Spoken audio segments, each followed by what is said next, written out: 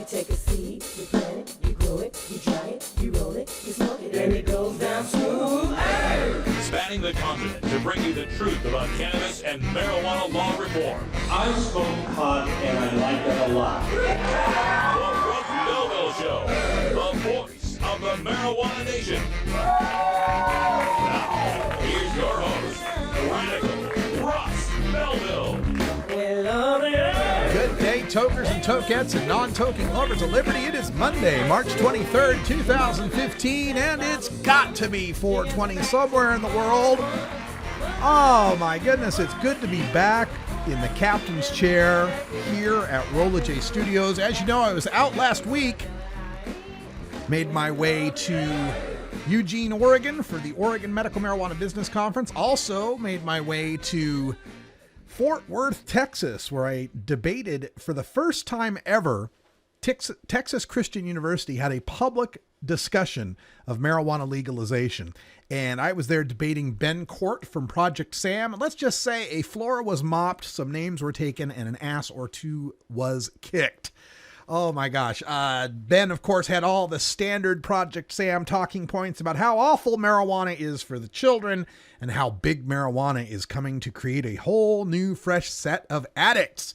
I wish I could have recorded it for you, but unfortunately I was contractually forbidden from recording or live streaming any of the debate, and I don't know if anybody else did. So it may have been a debate that just went into the ether, but the folks at DFW NORML were there, and the Texas Cannabis Report wrote up a nice piece on the debate. Check out TXCANN.com, TexCan, Texas Cannabis Report, for that information.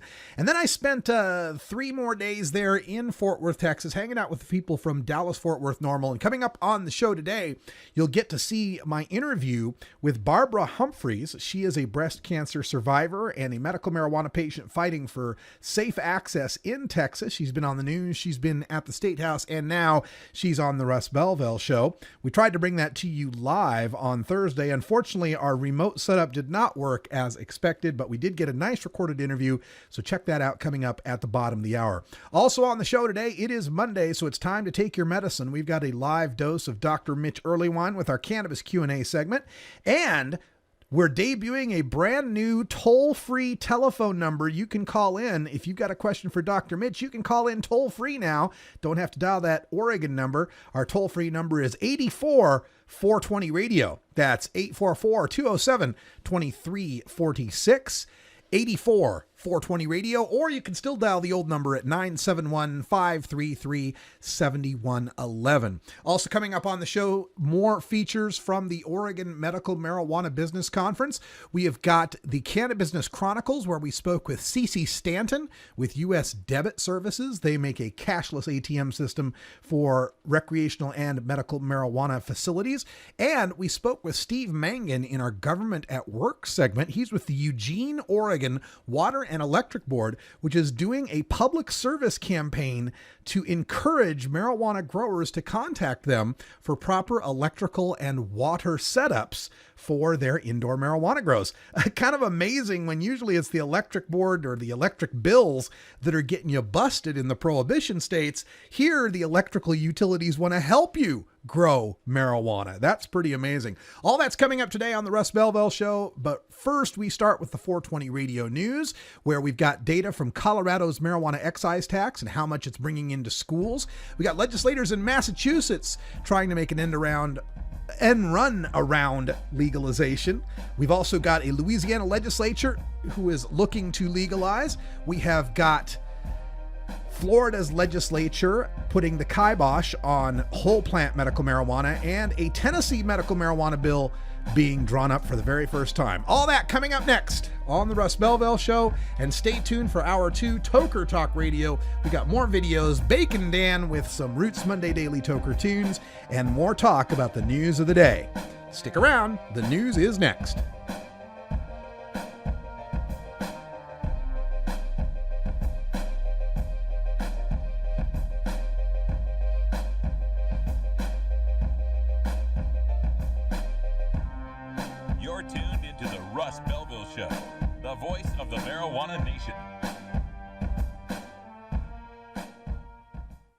420 Radio, the world's voice of marijuana legalization.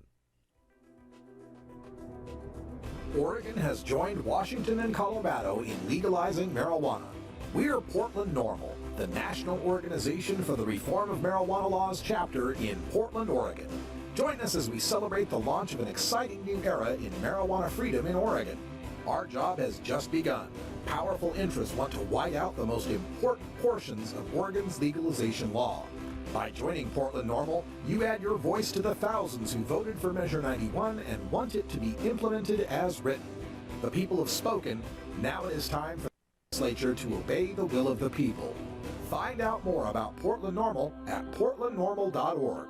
Attend our monthly membership meetings on the fourth Saturday of the month. See our website for more details. Portland NORML, ensuring responsible adult marijuana consumers are afforded the same rights, privileges, and responsibilities as beer drinkers. Big Daddy thinks.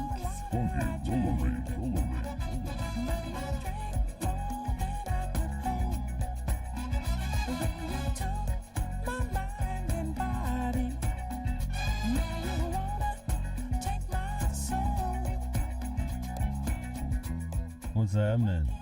Big Daddy here, and I want you cool cats to come and chill over at my pad, the Funky Roller Ring. Oh yeah. We'll be grooving every Thursday night, right here on 420 Radio. Funky Roller Ring.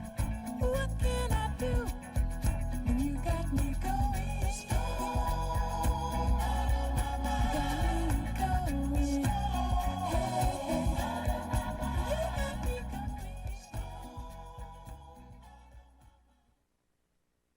Get.Buzz.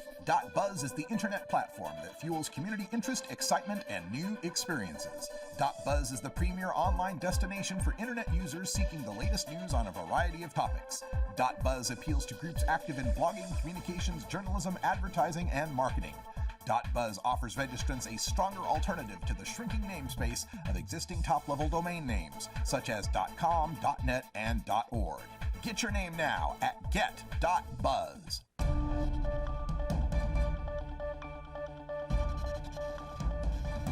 It's time for the 420 Radio News, covering the latest headlines in consumer cannabis, medical marijuana, and industrial hemp. Transcripts of 420 Radio News are available daily on our website at 420radio.org. Now, here's Russ Belville with your marijuana headlines in 4 minutes and 20 seconds. This is your 420 Radio News for Monday, March 23rd, 2015. The Colorado State Marijuana Excise Tax brought in more than $2 million for school construction projects in January, and when the state starts awarding grants for projects this summer, the tax will contribute about $16 million. That's as much as the total given out by the Building Excellent Schools Today, or BEST grant program, all last year, according to Scott Newell, Capital Construction Director for the Colorado Department of Education. Quote, "This year we're going to give out $50 million in grants, and we expect to be at that level for the next few years," end quote. The state also is readying for another $2.5 million from pot taxes so interested schools can hire health professionals. Next year, officials estimate the pot contribution to the BEST grants will be about $10 million. The marijuana excise tax, which is 15% on unprocessed recreational pot sales in its first sale, netted about $3 million from January through June 30th. Massachusetts legislators are working on a marijuana legalization proposal in part as an effort to short-circuit an expected 2016 ballot push.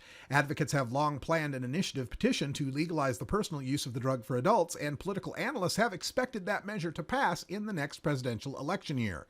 The legislators would rather write the proposed law themselves, allow for lots of public input, and have final say on the scope and details. Opposition from top officials could doom a legislative push. Governor Charlie Baker, Attorney General Maura Healey, and Mayor Martin J. Walsh of Boston all oppose legalizing marijuana for personal use. Strong majorities approved measures that decriminalized possession of small amounts of marijuana in 2008 and allowed its use for medical purposes in 2012.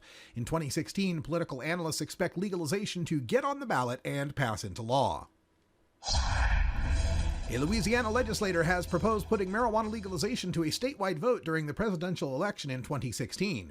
Representative Dalton Honor, a Democrat of Baton Rouge, has filed legislation to put possession, distribution, and dispensing of marijuana and its derivatives on the Louisiana ballot November 8, 2016.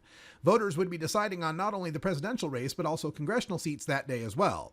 Honor said marijuana criminal charges have ruined too many lives in Louisiana. As of June 2013, 1,372 Louisianans were serving sentences for simple marijuana possession.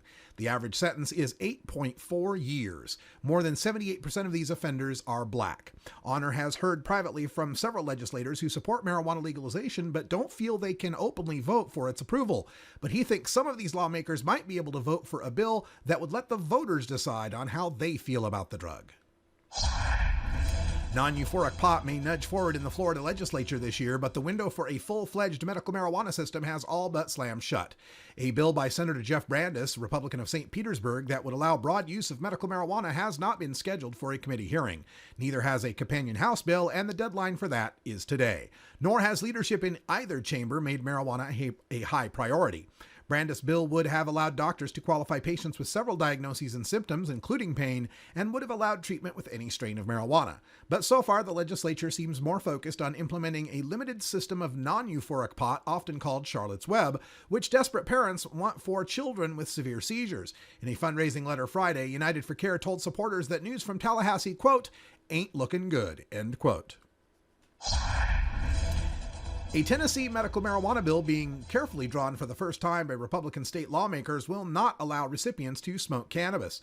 Instead, those drafting the legislation say the measure would allow the cannabis to be ingested or applied externally through oil. Last week, the two Republican bill sponsors, Representative Ryan Williams of Putnam County and Nashville MD Senator Steve Dickerson, indicated that the medical marijuana bill would be limited in scope. Capitol Hill lobbyist David McManum, whose firm has been hired to help guide the controversial bill through the Republican-dominated legislature, called it a carefully controlled measure with a limited delivery method. He said the medical marijuana bill would aim to help people with conditions such as glaucoma or MS, but, quote, not those with chronic pain or PTSD, end quote. McMahon added the bill will be crafted, quote, so conditions can't be faked or gamed, end quote. This has been your 420 Radio News for Monday, March 23rd, 2015. I'm Russ Belville. You get a nug. You get a nug. Everybody gets nugs. Hey everybody, it's Rocco Russ here from 420 Radio, inviting you to be like me and get your ink done at Lucky Horseshoe Tattoo, Fort Worth's most female-friendly, clean, sterile, awesome tattoo shop. Thomas and his crew are true artists who can design you a custom piece or use a design you bring in. Lucky Horseshoe Tattoo also offers all styles of tattooing as well as piercings and all-around fun. In the DFW area, stop by Lucky Horseshoe Tattoo and tell them Radical Russ sent you. Trust me, it'll feel awesome. The Fingerboard Extension has fretted instruments to enhance your creativity. It has new and used guitars and banjos from beginning to high class. The Fingerboard Extension has National Resophonic, Husson Dalton, Larrabee, Heritage and Recording King guitars, and Mike Ramsey, Wildwood, Gold Tone, and Recording King banjos. The Fingerboard Extension also has drum stuff, used gear, and parts. Stop by the Fingerboard Extension, downtown Corvallis, Oregon at 120 Northwest 2nd, or check out the inventory on the web at fingerboardextension.com. You get a nug. You get a nug. Everybody gets nugs.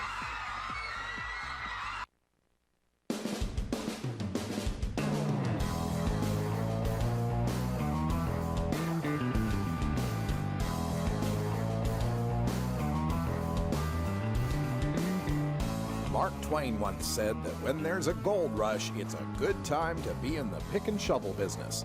Today we look at the rapidly evolving markets in the marijuana green rush in our Cannabusiness Chronicles. We return to the Oregon Medical Marijuana Business Conference. To the Oregon Medical Marijuana Business Conference. Joining me at the table, we have Cece Stanton from U.S. Debit Services. Hi, Cece. Hi. How are you doing for this I'm great. conference? How are you? Fantastic. I see Scottsdale, Arizona. That's where our home office is based out of, but we actually service all of the states that are in medicinal mode at this time. Okay, so U.S. Debit Services, I imagine this has to do with the fact that the legal marijuana businesses in this country are being refused banking services. Is that where you guys come in? We come in on the part of being able to supply a cash alternative for the dispensaries. Like ATMs? So, yeah, like an ATM, but we are more of a cashless ATM, is what we call ourselves. So basically, you will have a terminal at your point of sale at your dispensary. Your customers and your patients are allowed to swipe their cards, their debit cards, just as they would if they went to an ATM to take out money. Okay. There's a small convenience charge to the customer, and then the cash is electronically transferred from their account to yours. Oh, okay, so this means, unlike most situations where I have to go to the dispensary, hit the ATM, get the cash out, give it to them, they take the cash, eventually put it somewhere. Right. We're just going to avoid the whole cash part. We're avoiding the whole cash part, and that it creates a lower risk for the dispensaries because they don't have all this cash on hand.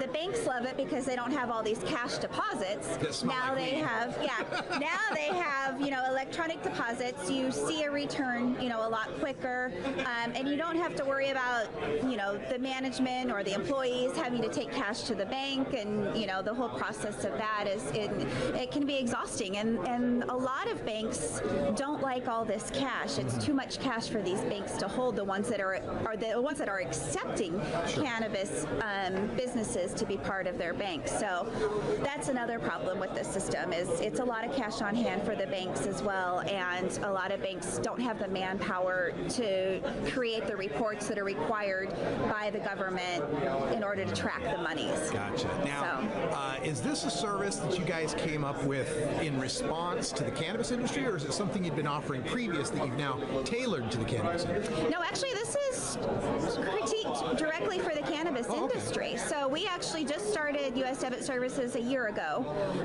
and so we found that there was a niche in the market and a hole in the whole thing because Visa and MasterCard aren't going to sponsor any of this. They don't back any of this because technically it's illegal to use a Visa MasterCard credit card to purchase cannabis with. Okay, so that's why those big banks and Visa, MasterCard, Amex, that's why none of them are involved in this. So this strictly is looked at as a more efficient way of transferring funds, just electronically. When I have a debit card, though, it usually has a MasterCard or Visa logo on it. How does that not affect the debit side of things? Right, because the way that the system operates, like I said, it operates more on the ATM basis. It operates more as a cashless ATM. MasterCard and Visa aren't seeing a charge for something marijuana related. They're just seeing a cash transfer. They're seeing an ATM withdrawal on your side as the customer. It'll show up on your bank's end as an ATM withdrawal.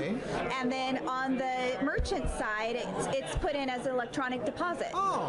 So there is no credit transaction. There's no credit being held. And it's simply a funds transfer. And there's no paperwork of it being about marijuana. Right. Other than the vendor that's being paid. Yeah, and we recommend that as the merchant, as the retailer, we recommend that you're working with a bank that's fully disclosed of what you're doing and knows the business operations that you're in. Because it's very important that they know we're not in it for a shell game. We don't want that, and we don't play in that arena. So if there's somebody that's operating on under the auspices of a shell corporation and they're not giving their full identity to their bank, then that's somebody that we probably wouldn't work with. Gotcha. Now you mentioned that you're active in all the states that have medical dispensaries. Is this something also offered to the legal states and their pot shops? Yeah, on the recreational side of things, the processing company that handles all of this is not comfortable with that level yet, but at this time... That's probably because the feds have kind of gone hands off on medical. Right, and that's the thing is because of the federal requirements and restrictions, they're still kind of playing the game as, we want to be safe going into this, and we want to make sure we take the right steps forward because we don't want to take 2 steps back a year from now. And we want our consumers, our customers, those that we're servicing, we want to make sure that they are getting the full and upfront trust from us as well. We don't want to make them promises that we can't keep either. Gotcha. So Cece from U.S. Debit Services, and if people want to get in touch with you, because it sounds like a service a lot of folks could use, how do they find you? We're located on the web at usdebitservices.com, and then we also have a toll-free number at 855-749-6121. All right. Cece Stanton, thank you so much for helping these businesses and helping keep them safe, the community safe, by avoiding these cash-only places that are such attractive robbery targets. Yes. You're doing a real valiant service here. We really could use it. Thank you so much. Appreciate that. Thank you.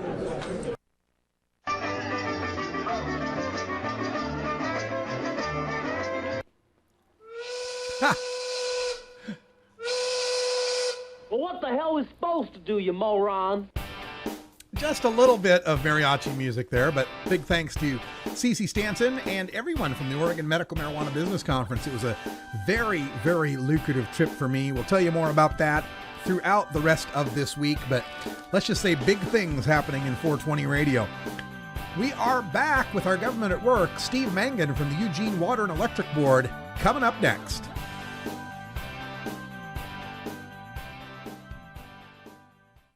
You can get 420 Radio on the go with our Shoutcast stream for all internet-enabled media players. Go to rad-r.us/420shout or just click the Shoutcast icon below the live radio feed at 420radio.org. Are you in the market for portable vaporizers now? Get online to vapes.buzz, the quick and easy link to portablevaporizers.now.com. Vapes.buzz has everything you are looking for, including vape pens, herbal vaporizers, e-juice, parts, accessories, and more. Visit vapes.buzz and use promo code 420radio to get 10% off your online purchase, or just give them a call at 866-264-2415. Vapes.buzz. Get vaping, baby! Hey, this is Big Daddy. I like it like that. I want you cats to join me at the Funky Roller Ring, right here on 420 Radio. It's like the groove in Soul Town, smashed together with a greasy pork sandwich on the side, baby. 2 hot dogs and a strawberry soda. Funky Roller Ring.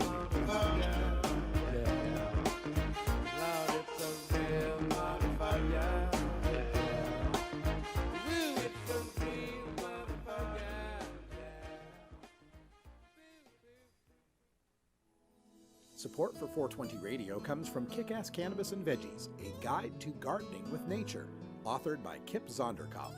Based on the ethos that a living soil is the foundation of a thriving garden, Kick-Ass Cannabis and Veggies is your guide to naturally growing resinous buds and nutrient-rich veggies. Get the ebook now with instant download at kickassorganics.com. Previews available on Amazon, iTunes, Nook, Google Play, Kobo, and many other online retailers.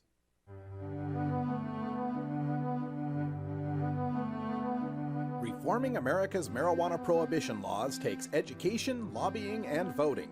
From Washington, D.C. to your state capital to your city hall, marijuana law reform involves all levels of civic life.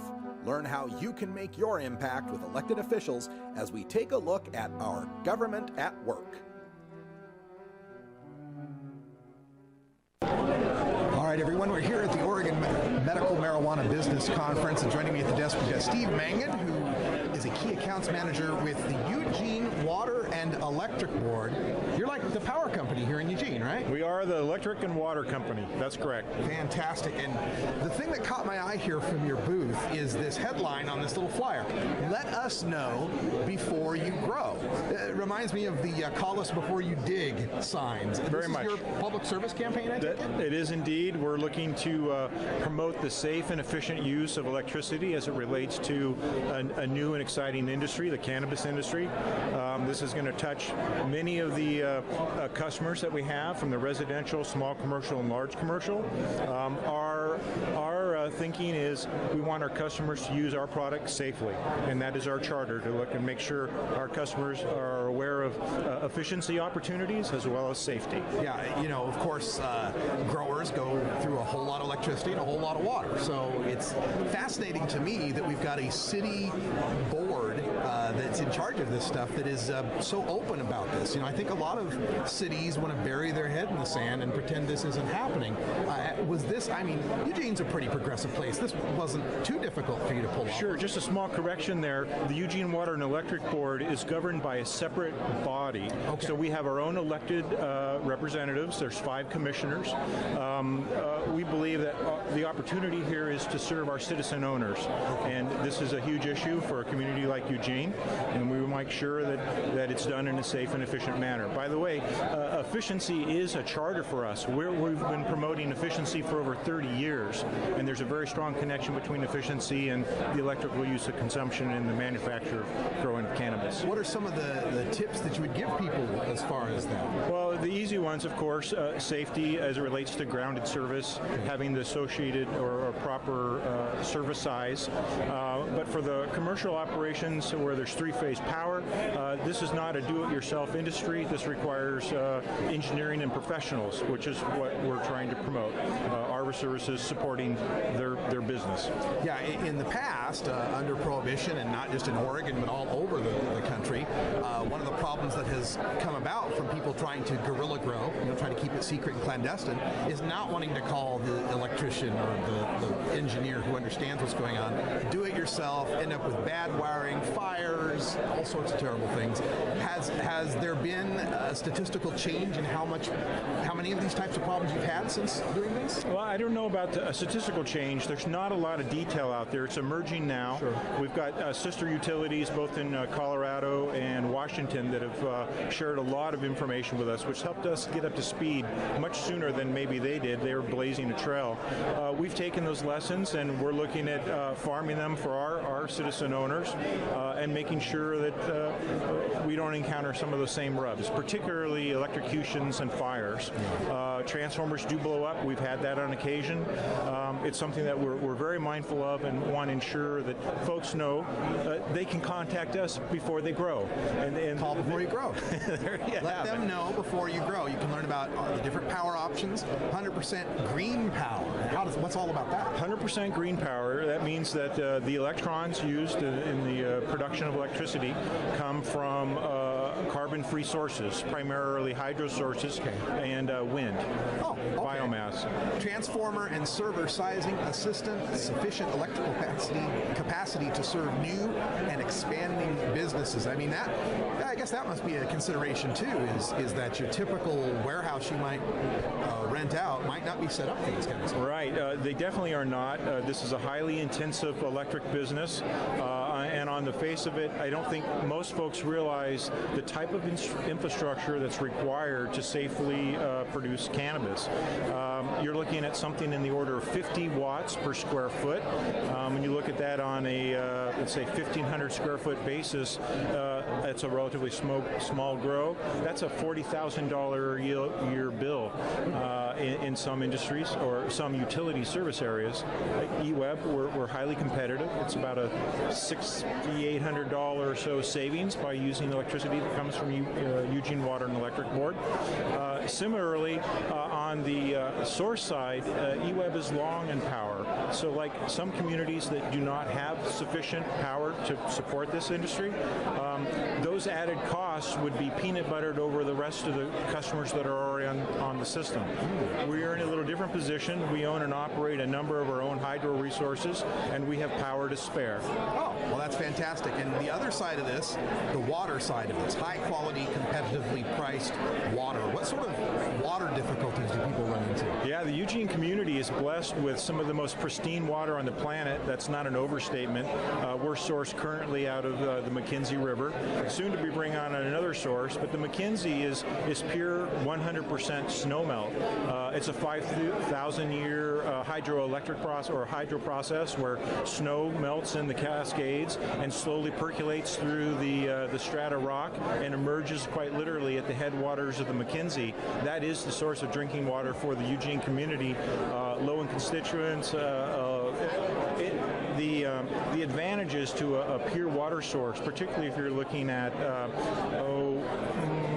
manufacturing processes or reverse osmosis, you just don't have the same operating costs with a pure source of water, and that's the McKenzie River. Oh, wow. This is a wonderful opportunity for these people here at the Oregon Medical Marijuana Business Conference to understand and let them know before you grow. Get your electricity and your water down professionally. These folks are here to work with you. This is Steve Mangan. And Steve, can you give people some contact info if they want to know more? Sure. I can be reached at the Eugene Water Electric Board. My phone number there direct is 541-685-7376.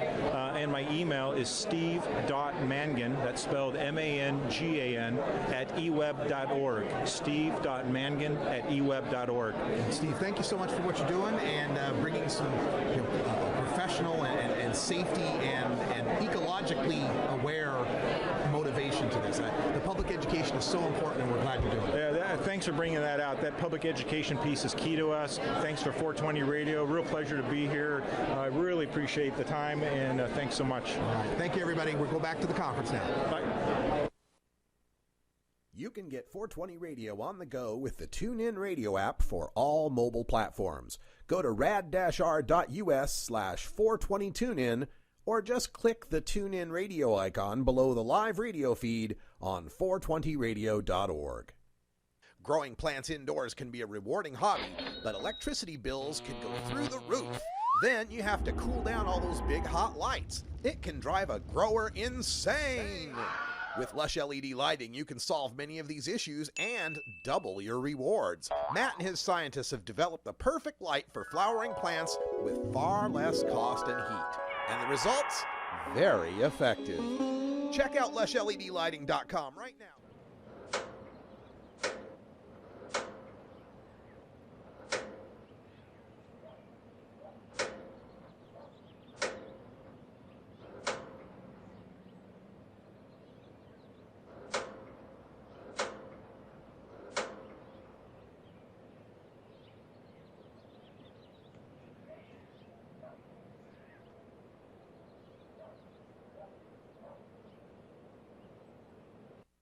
The law offices of Omar Figueroa would like to remind you to stand up for your rights. If you are detained or arrested, treat law enforcement with respect and stand up for your rights by repeating, "I respectfully invoke all of my legal and constitutional rights. I do not consent to any search and seizure. I want to remain silent, and I want to speak with my attorney." Please contact the law offices of Omar Figueroa at 415-489-0420 or 707-829-0215 or on the web at omarfigueroa.com.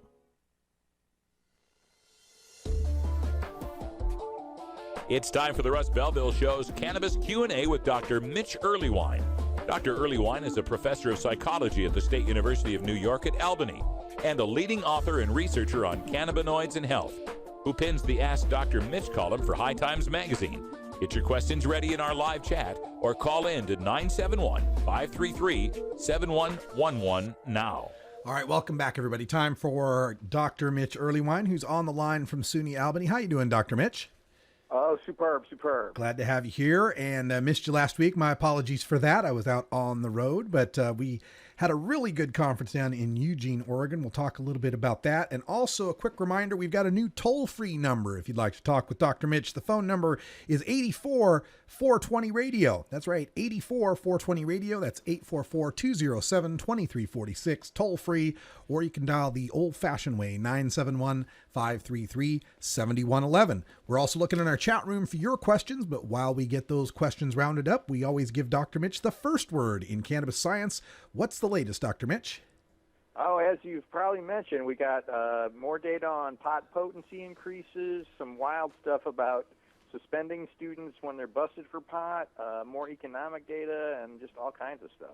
All right. Well, you know, on Tuesday, I was in Fort Worth at Texas Christian University. I was debating a Project Sam guy, Ben Court, who informed me that today's marijuana is not your father's Woodstock weed. So maybe we should talk about that first. It's a new study coming out. Is this one from Colorado on pot potency?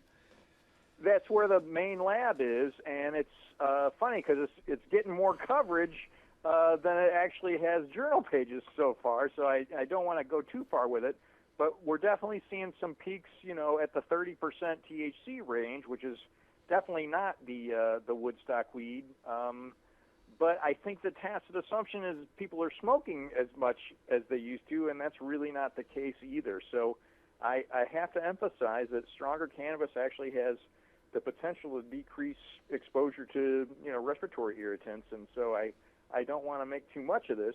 But yeah, there's more THC in cannabis now than there was in the 1970s.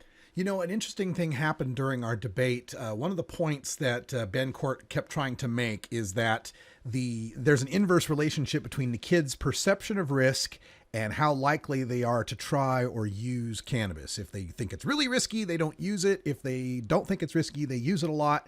And I kind of made the point that, yeah, but back in the 70s, 80s, you were telling them it was like brain damage from an atomic weapon, and it was going to cause psychosis and man boobs and all these other terrible things. Of course, people's perceptions went down. I'm wondering, is there a similar phenomenon here with the potency in that, the early Woodstock weed tests maybe weren't testing the weed as potent as it really was back then? Oh, there's definitely a vast underestimation of the THC levels in the 70s because we didn't understand how THC degraded. So the pot would get, busted, thrown in some hot evidence locker at the police station. You'd wait a month and then send it down to Mississippi to get it evaluated. So, they'd say, oh, it was 2% THC. Well, if you give somebody 2% THC pot in the lab, they think it's placebo. It clearly was not a good estimate. I do think the idea that 6 to 8% THC back then was probably a fair guess, but then we've probably tripled. But yeah, these rants and ravings about, oh, it's 10 times stronger than it used to be, it's 100 times stronger than it used to be, that's just not true.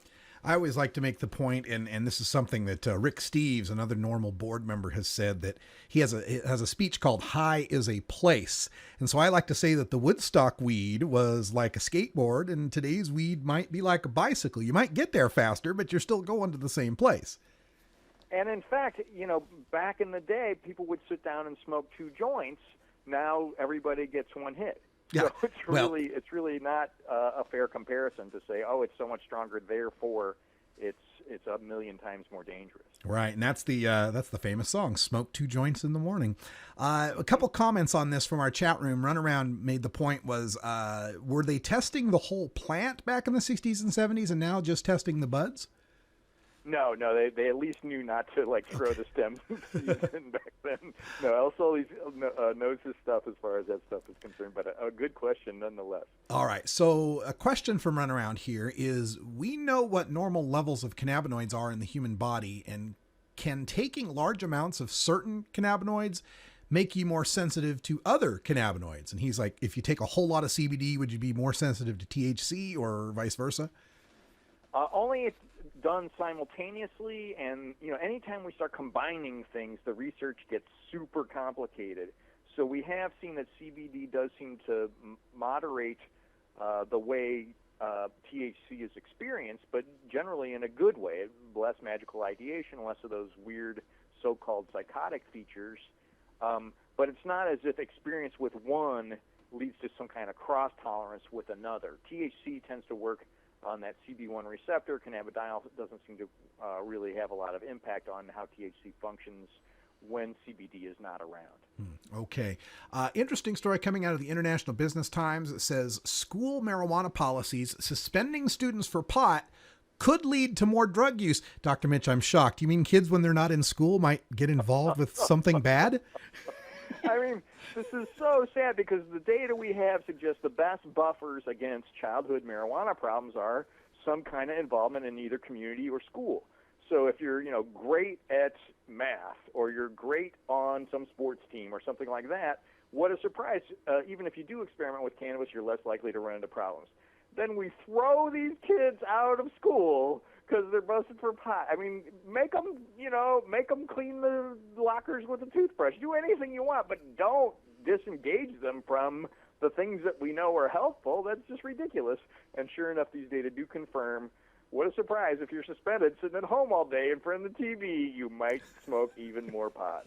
It seems to also comport with the new research and thinking we're getting from people like Johan Hari and others out there that are questioning, what exactly addiction is. And I think it was Johan Hari on, maybe it was Bill Maher's show, where he said, what a surprise. We take people that, that addiction is really a problem in connection, problem with socialization, not having those connections that we crave as social animals. So we do the very worst thing we could possibly do for that. We separate people from society. Oh, and I mean, even going back to the animal literature in the 70s where they had those rats that were grown in those ridiculously, barren cages, and then the ones that had all kinds of fun things to play with. And what a surprise, the ones that had all kinds of fun things to play with and could hang out with each other, even if they did have, access to drugs, they were much less likely to run into troubles.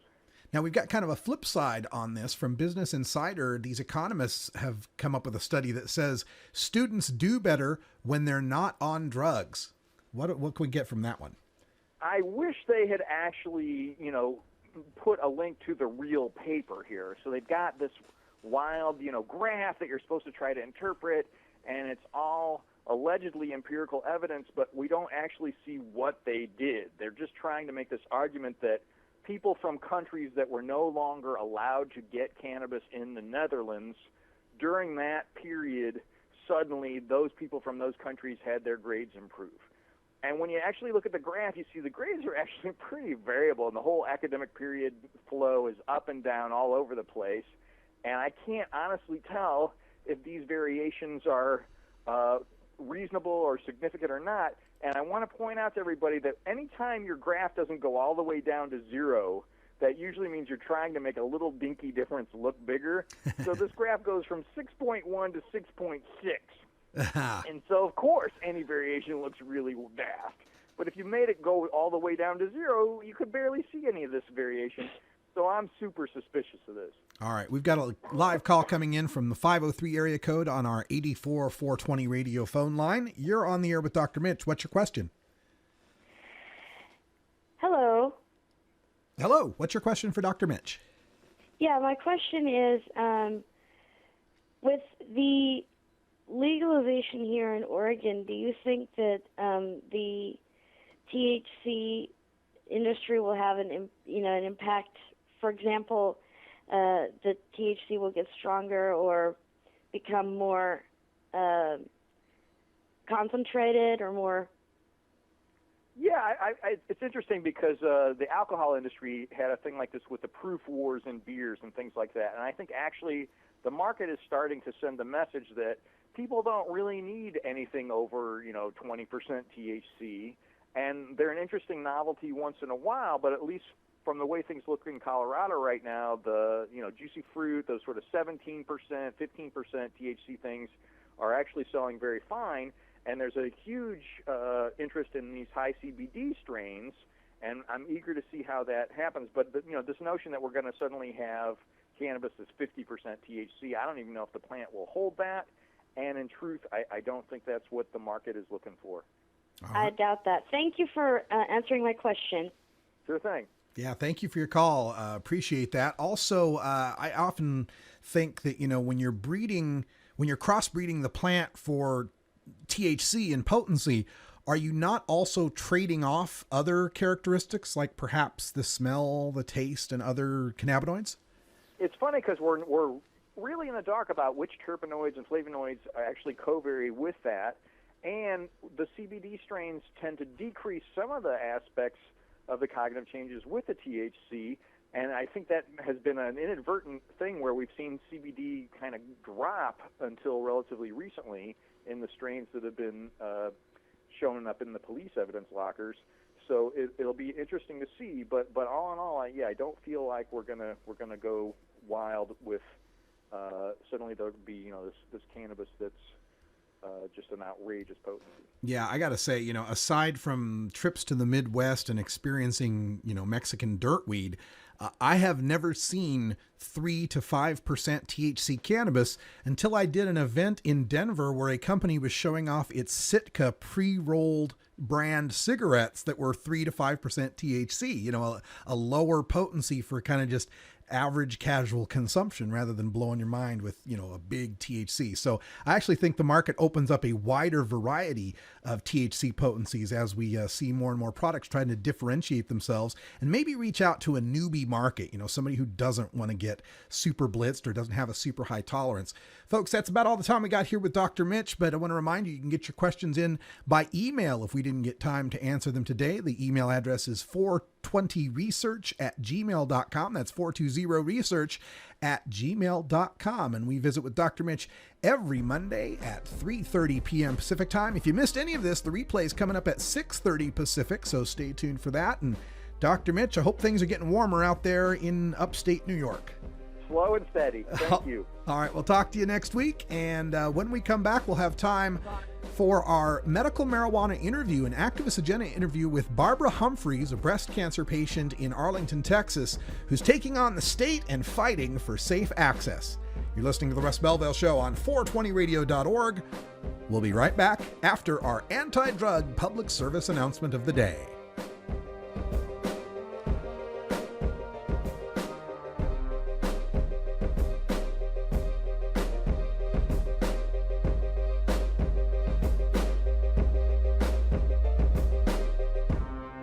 You're tuned into the Russ Belville Show, the voice of the marijuana nation.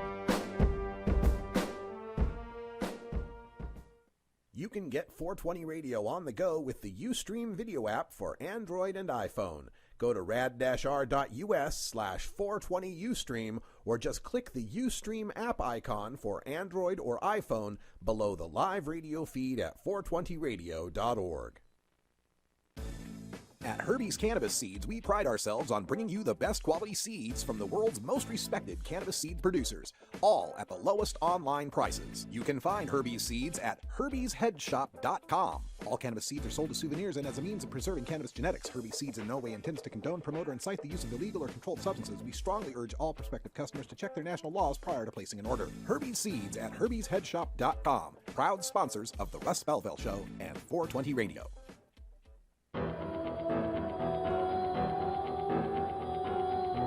In the interest of fair and balanced journalism, the Russ Belville Show presents the anti-drug public service announcement of the day. I used to do drugs, and one morning I woke up, I looked in the mirror, and I said, "You look frightening." Nobody said quit, and nobody said stop or else. I got sick of it, so I quit. And now, life's the beach.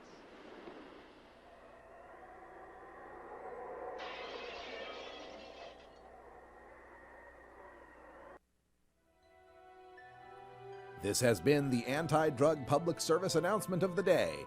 To cure this sort of reefer madness, listen to the Russ Belville Show every weekday on 420radio.org.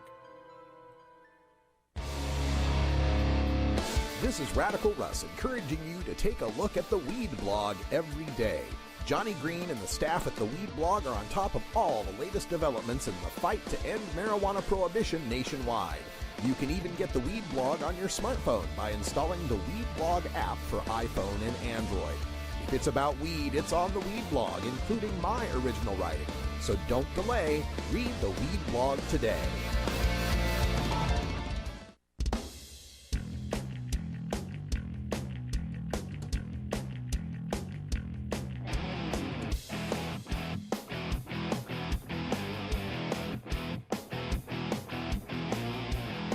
Activism begins with ACT. The Russ Belville Show features the stories of hardworking grassroots activists working for an end to prohibition in today's activist agenda. Welcome back, Tokers and Tokettes. Radical Russ here live in Arlington, Texas, where we're visiting with Barbara Humphreys, who is a breast cancer patient fighting for medical marijuana access here in the state of Texas. Barbara, how you doing? I'm doing good. How are you? I'm fantastic. Now, you've been, like I said, fighting for this in the state of Texas for how long now? How did you come to be a marijuana activist? Well, I attended my first global march back in May of 2014, and a week later I was diagnosed with breast cancer. Oh, so you had gotten the activism first, yeah, and then found this out. Oh my goodness. So it kind of changed my whole reason for doing it. Yeah. It motivated me a lot more. What was the original reason for wanting to get involved? Well, I've always been into cannabis. My whole life, I've always believed that it's a great medicine, that it's great to help people for many different reasons. So I already had an interest. Okay, so you had an interest in reform, but just as a personal liberty sort of thing. Yes. And then you said a week later you get your diagnosis of breast cancer. I and did. That must have been terrifying. It was. It was the scariest time of my whole life. Now, I imagine being involved with people who are into marijuana reform, you'd heard about these studies on THC and breast cancer and probably even talked to other cancer patients who've been using medical marijuana. Did that give you hope as you were moving forward? Yes. Yeah. I started researching myself, and I found a lot of different information about it, including that cannabis can even cause cell death in tumors, which I was like, wow, this is amazing. Why isn't this readily available to everybody? Wow. So this, of course, is very motivating when your health is on the line. And when people hear this story, and I tell the story sometimes, and I'm nationwide on my show, they'll say, well, gosh, if it were my health on the line, I'd move to California or Colorado or some other state to be able to deal with that. What's keeping you in Texas? My family and my friends. And I have 2 children that love their grandparents and everybody. You can't just uproot everyone and leave, and that wouldn't be fair for me to do that, put them through that.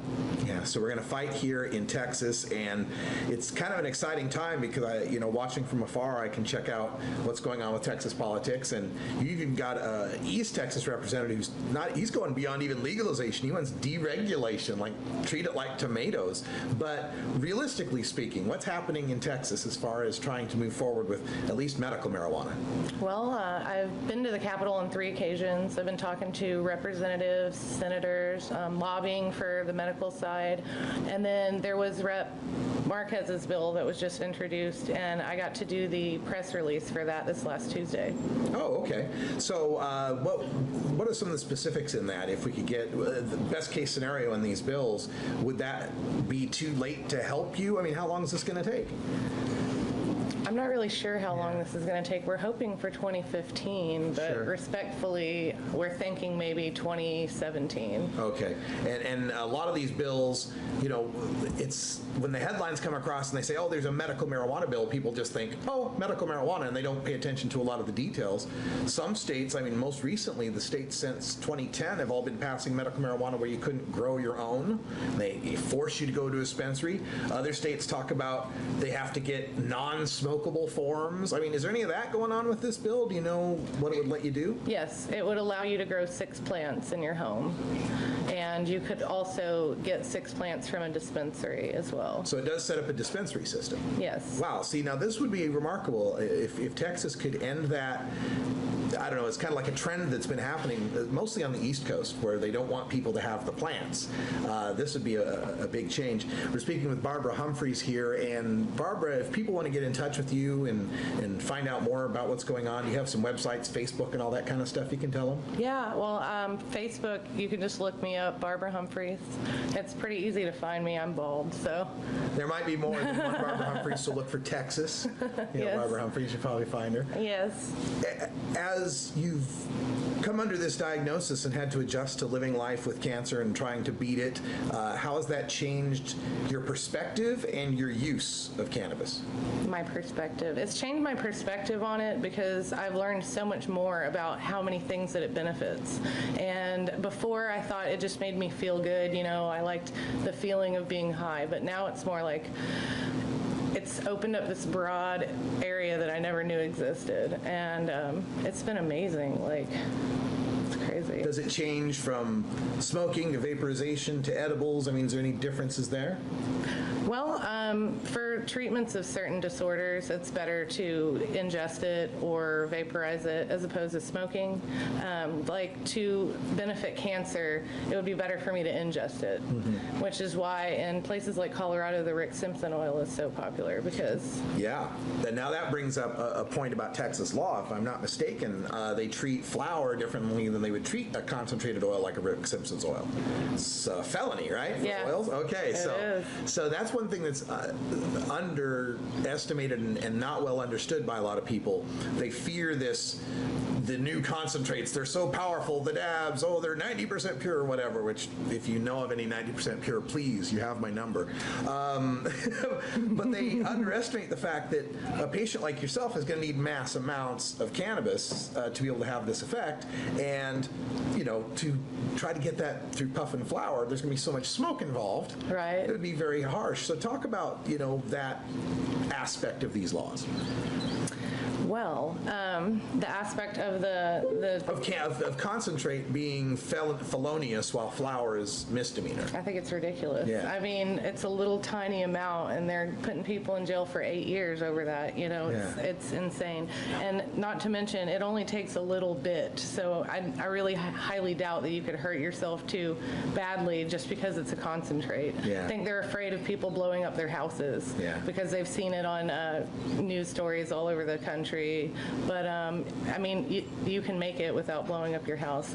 It's relatively safe, and in all honesty, it benefits the pain and everything associated with what I have. It helps. The concentrates are so much better. Right. Like the flour, I mean, it doesn't get you to where you need to be when you're dealing with something like this. That's a very good point, and I think people need to understand that, and the point you make about being afraid of blowing up a house. I'm against anyone carelessly using explosive gases in residential situations. I don't care if it's for weed or for making anything. I don't care. But that's a product of prohibition. Right. I mean, and if it was, passed here medically, then dispensaries could handle that safety point. It could be made and distributed, and it wouldn't be in someone's garage where they're not ventilating it and blowing up their house. So right. Yeah, prohibition it'd be creates the danger. regulated. Absolutely. Now that you've stood up and made yourself known, you're in front of legislators, are you getting media coverage as well? Yes. So does this frighten you a little bit, getting the bullseye? No. Not at all. Because I'm doing something that's good. I'm helping people. I'm not scared. And when somebody tells you you have cancer, you automatically think you're going to die.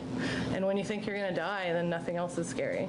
Yeah, right. What are they going to do? Put you in jail? Yeah. I mean, that's not really that scary to me. Wow.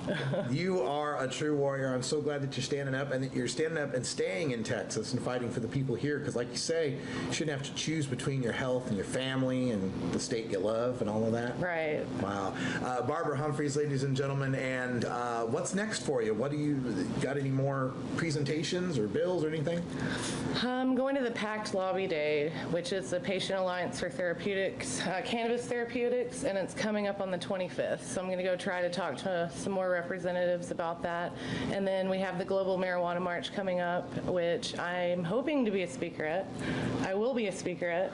And, You just got approved. Right. I just had someone ask me to come to Boston to do some speaking, so it's opening up some things for me. Wow, it's just you come to a march wanting to get involved, and it's tragic to get a diagnosis, but it's interesting how you've kind of turned lemons into lemonade here, and are turning it outwards to help other people. Yeah. A lot of people will turn that inwards and get down and depressed, but it looks to me like you're really fighting and making a point to help others with this. So I want everyone to help Barbara Humphreys out if you can. So give them, again, any contact or funding information, anything that you can help out with that. Well, I have a U-Caring site. Do it. You can look up Barbara Humphreys on U-Caring, and it's to help with, obviously, my medical bills or traveling and things of that nature for lobbying. Or, like I said, Barbara Humphreys on Facebook, or I have an email, which is rocksteadyalways@yahoo.com. Right on. And before we go, Barbara, we've got Sean McAllister here as well from Dallas-Fort Worth Normal. And come on over here, Sean. If you've got, is there any other Texas information we need to get out or people need to know, go ahead and let them know. If you're anywhere near Texas on May 2nd, you need to be in Fort Worth for the Global Marijuana March. It's going to be absolutely amazing. Last year we had almost 4,000 people attending. We're hoping for twice that this year. Please be there. I'll be there. Barbara's going to be there speaking. You should be there too. Herb's the word. I'd be there if I didn't have to be in Portland. So folks, get involved, and if you're here in the North Texas area, DFW Normal is the premier chapter in the entire world. So you couldn't have a better place to get involved than right here. This is Barbara Humphreys. I wish you the best of luck with everything. I have no doubt you're going to make a huge impact here in Texas. I'm Radical Russ, live from Arlington. And until next time, take care of each other, tokers.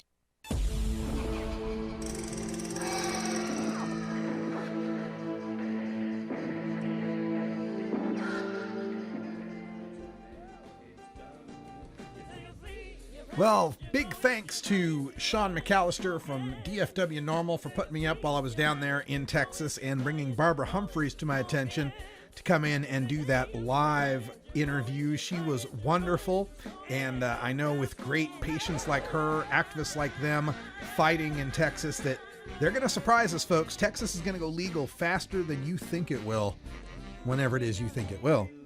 That's all the time we got for Hour 1. Stay tuned for Hour 2, Toker Talk Radio. We'll take your calls toll-free at 84-420-RADIO. That's 844-207-2346. Plus, we've got some more video from my travels, including a look at, Senator Floyd Przansky's speech to the Oregon Medical Marijuana Business Conference. We've got Bacon Dan calling in for Roots Monday, a look at equal legalization costs, and another look back at Ohio.